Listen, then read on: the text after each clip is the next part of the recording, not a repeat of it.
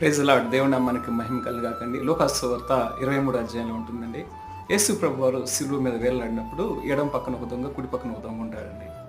అయితే ఎడమ పక్కన దొంగ అతను అంటున్నాడు, "ప్రభువా నిన్ను నువ్వు కాపాడుకొని మమ్మల్ని కాపాడయ్యా" అని చెప్పేసి అంటా ఉన్నాడండి. కానీ కుడి పక్కనే అంటున్నాడు, "ఒరేయ్ మనమైతే ద్రోహం చేశాము, మనం అనేక చోట్ల దొంగతనం చేసాం, అబద్ధాలాడాము, బంగారం దొంగతనం చేసాం, వెండి దొంగతనం చేసాము, అనేక గింజలు దొంగతనం చేశా గాని ఆయన ఏమాత్రం కూడా తప్పు చేయలేదు. ఆయన అనేకమైన అద్భుతాలు, ఆశ్చర్యకార్యాలు ఈ లోకంలో అనేకులు కూడా ఆయన మార్గంలో నడిపించడానికి వచ్చాడురా. ఆయన దేవుని దైవ కుమారుడు నిజంగా అని చెప్పేసి అంటా ఉన్నాడండి.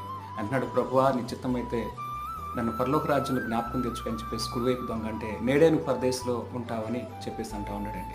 చూడండి, ఇద్దరిలో ఒక దొంగ ఏమో పరలోక రాజ్యానికి వెళ్ళిపోయాడు, ఒక దొంగ ఏమో నరకానికి వెళ్ళిపోయాడండి.